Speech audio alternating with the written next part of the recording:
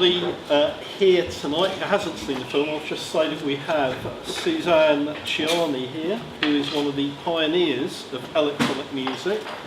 And we've just been watching, those of us in the cinema, A Life in Waves, which is this wonderful documentary. Suzanne, welcome to the Doc&Roll Festival. Thank you, it's lovely to be here. Thank you, switch it up. Okay, it's really great to be here. Thank you for inviting me.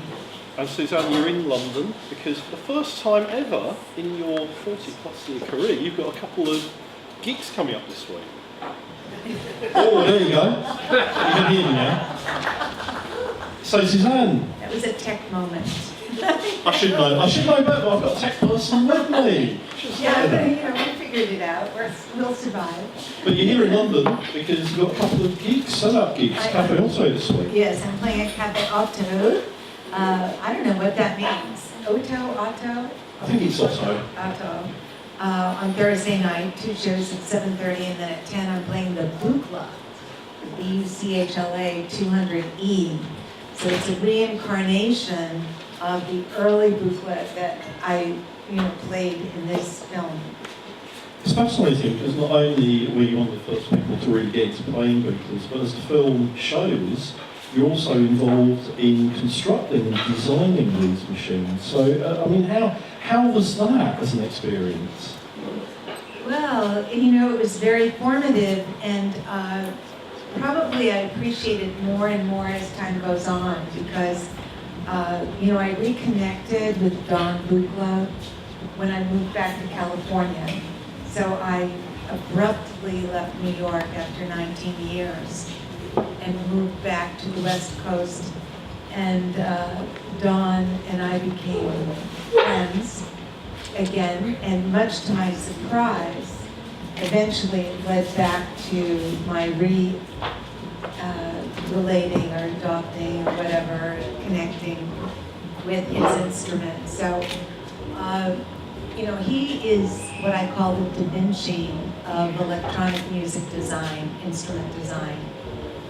He spent his whole life, morning, noon, and night, in the same place, designing these instruments, and is unparalleled, really, in his designs. And that's why I'm out playing the Buchla now, is to give a window on that instrument design so that maybe it can impact the new going forward that we're in now. We're in a renaissance of interest in analog, electronic, modular instruments.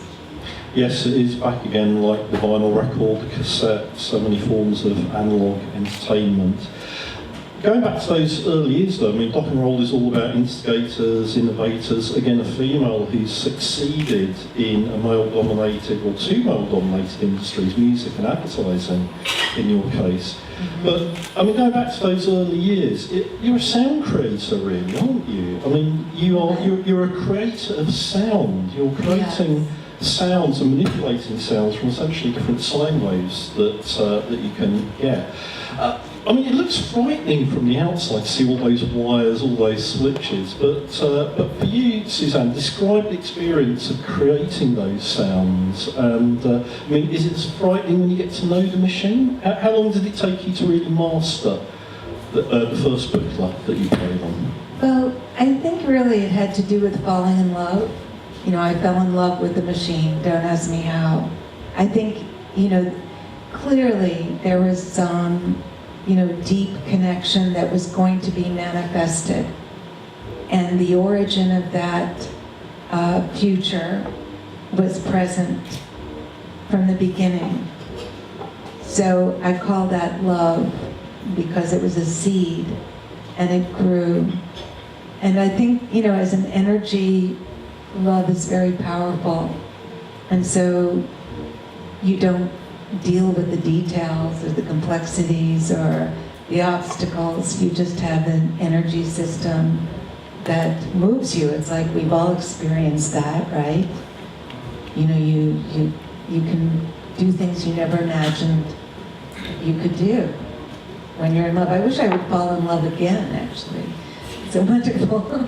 You sort of fell in love again with the Buchla a few years ago, didn't you, as he described in the film? Well, I came back to the Buchla, but the Buchla had changed. So yes, it's, I mean, to go into the details would be too laborious. But the early instrument, which was pure analog, was the instrument that I loved. And then the new instrument is a combo digital analog. And it's a bit different. It doesn't actually have all the capabilities that the early one had. So, but I do love it. It's just not.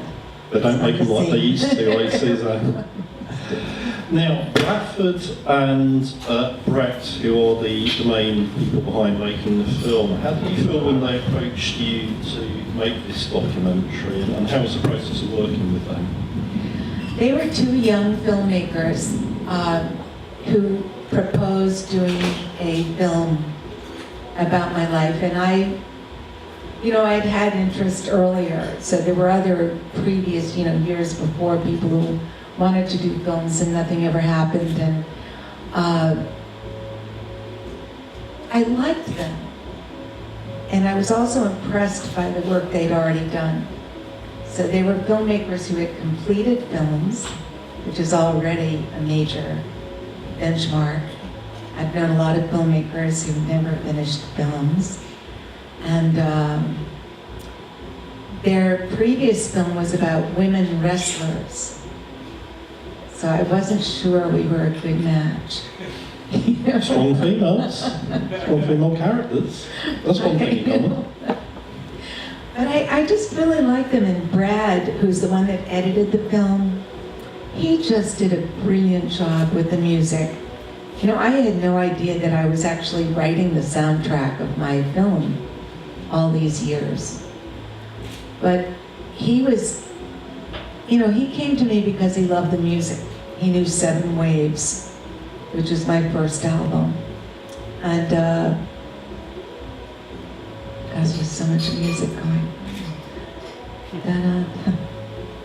But anyway, he did a brilliant job, and they did a Kickstarter. They didn't ask for a whole lot of money. It was a very low budget film.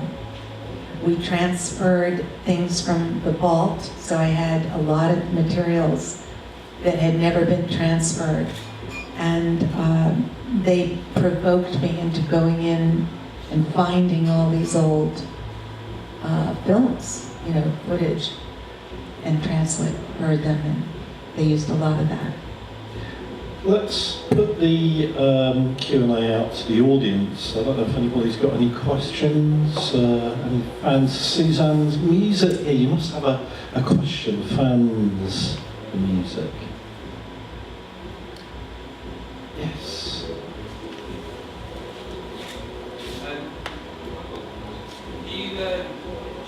Do you see the sound that you want to create, or do you find the sound you want to create? So, quite a lot, I see an evolution in sort of how you develop the sound. But when you're working for the advertising, you seem to identify what you want to get. Yeah, I think of it as poetry. I think of it as interpretive, and it's very instinctive. So, when my very first project while I was still in graduate school was called The Voices of Packaged Souls. And I worked with a sculptor, and he gave me 13 ideas. He said the sound of heat, the sound of cold, the sound of an old man loving, the sound of an eye tearing, the sound of, a nose peeling. And he, just with those thoughts, it was like instinctive to immediately, it gave me a framework for creating. And I think it was all like that. The sound of a potato chip, the sound of a Coke bottle opening, it was all fantasy. There is no sound of heat or a sound of cold or whatever. It's what you're, but you know it when you hear it. It's like, oh, you know, that's cold. So it's a metaphor that is,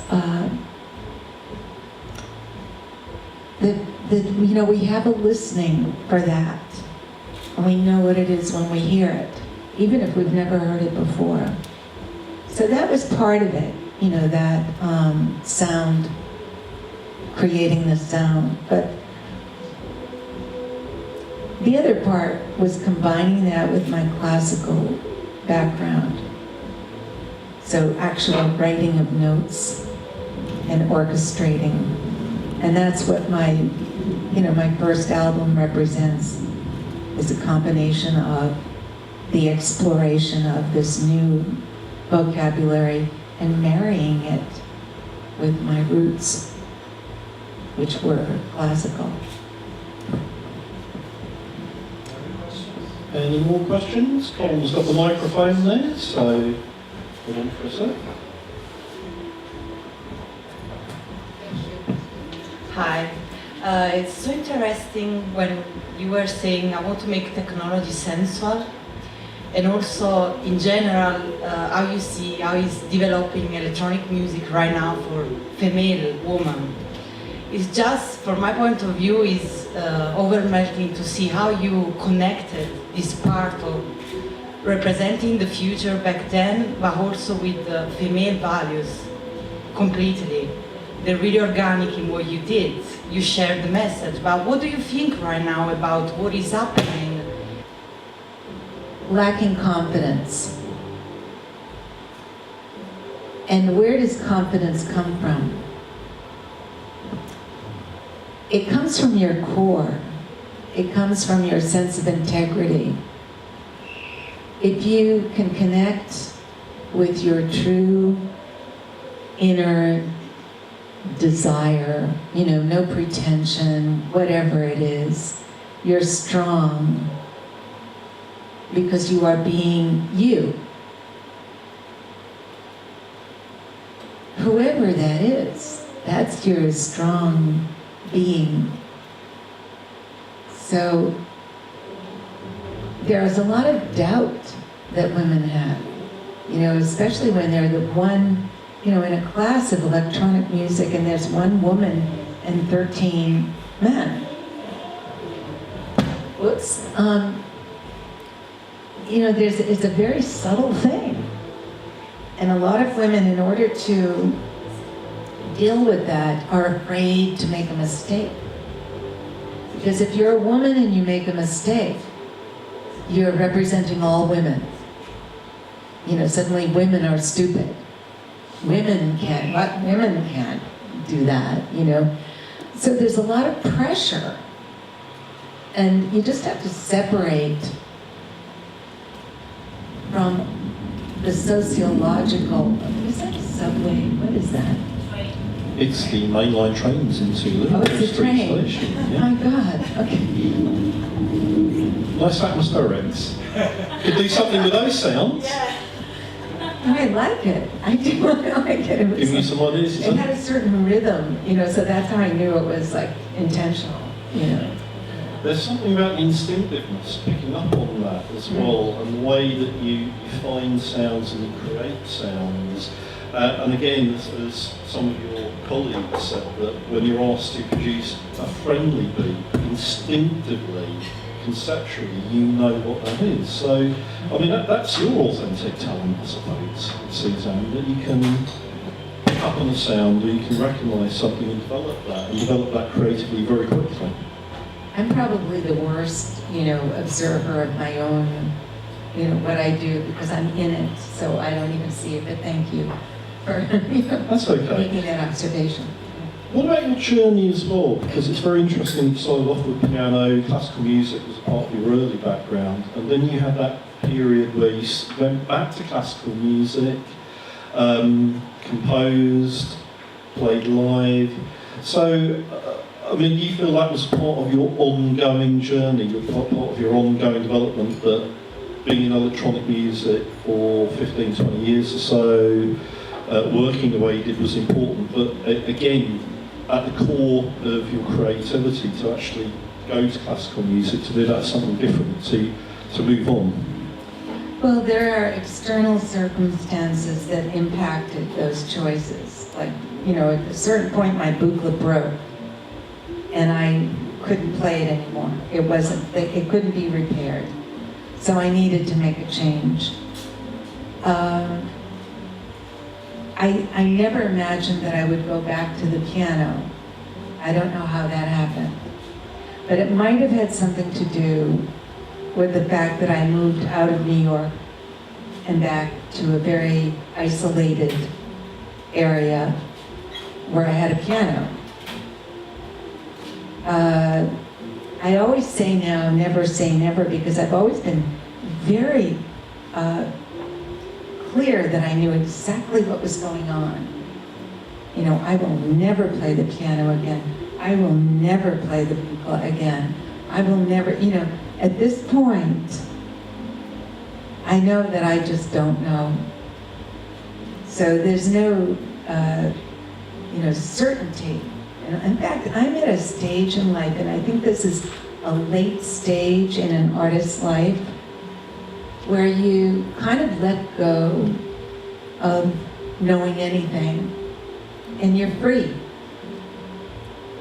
And it's very liberating. It's like, you know, going to a visual artist's period. They start out with representative art and, you know, doing life drawing and then still lifes and developing a skill for being able to replicate, you know, something. And then they go into an abstract period where they're not literal, but it's still constructive. And then if you're lucky enough to live long enough, you go into a late stage where you just let go of control. And it's not that you don't have control, it's just that you have had control for so long that it's in your operating system. And so when you let go of it, it actually functions in a new way. It's control with complete freedom. And that's the stage I'm in now. So maybe you'll hate the Buchla concert if you come on Thursday, because it is not predictable for me. I don't know what's going to happen, but I do have control. I'll just say I've seen some improvisational concerts and evenings at Cafe Alto, so however it turns out, I think the audience are very knowledgeable there. I think they'll enjoy it. I don't know if there are any more questions. We've got time for one more question. Yeah, just to get the mic.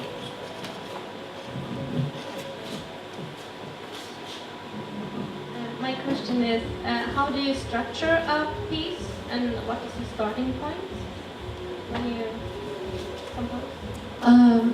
Well, you know, I have different approaches because my studio albums are, you know, a certain type. They're very melodic and they're very composed.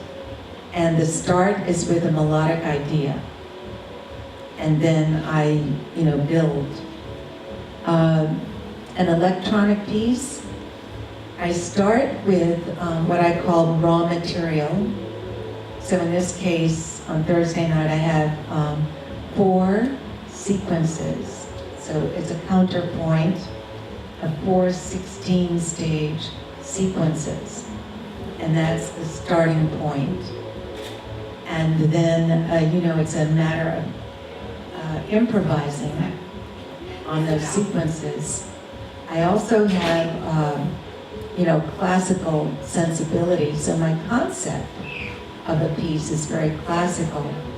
I start with a statement, then I go into what I would call a development, where you explore, you know, new ways, the material, and then I come back to the original. It's a very classical form. Does that answer your question? Yeah. Thanks. More questions? Yeah, I just read on the internet that your name was associated with vaporwave. I don't know if you've heard of this genre. vaporwave.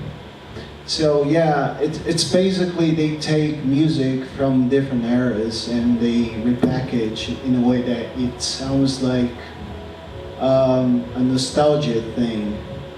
So yeah, I just read that you're considered to be a proto-vaporwave. I don't know. Wow. Yeah. So yeah, that was my question. I mean, in terms of getting music source from other eras, did you have that? I mean, what were you listening to back when you were, young and experimenting with electronic music and synthesizers? Well, my listening of music, when I was young, I listened to classical music, and I also loved pop music, like any kid. That was in a separate sphere. That was, the social area. You have that music that fits over there, you dance to it, you know all the lyrics or whatever. So that was one category, but my composer music was Bach, Brahms, Mozart, all the men. I'm going to check out Clara Schumann soon, see if maybe I can discover a woman. And then when I was in the 60s at Berkeley, we listened to all kinds of stuff, Terry Riley, A Rainbow and Curved Air, Penderecki, who is a Polish composer. We did a lot of dissonance, and Mahler was a big one. So whatever. I have to say at this stage, I don't listen to very much music. I do enjoy discovering new people, like when I'm on tour, people say, oh, do you know this person? Do you know that person? And I love, investigating that. So I am learning some new music now. But I don't know. I just did a project with a Belgian composer named Joop Bedding, pianist. Do you know him? Anyway, I just did some electronics on top of his piano playing. And I just really love that. I'm in a more collaborative stage now. So just to sum up really, Suzanne, it's really interesting to see the film because, again, you arrived at Berkeley at quite a tumultuous time socially and politically in America.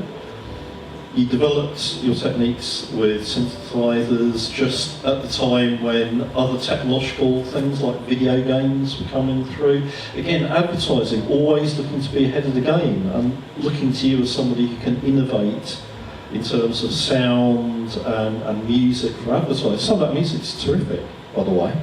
Yeah. How do you feel looking back on your life and now that we have the completed film? Any reflections, any final reflections on how you feel and seeing your life flashing in front of you there for 75 minutes?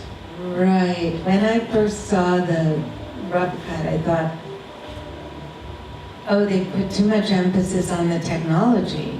They haven't talked about the other side. I spent the last 20 years doing piano concerts all over the world. As a pianist, my fan base, my traditional fan base thinks of me as a pianist. As time went on, I'm into this now by a good 5 years. I had to just let go of all that. And sure enough, it's kind of settled.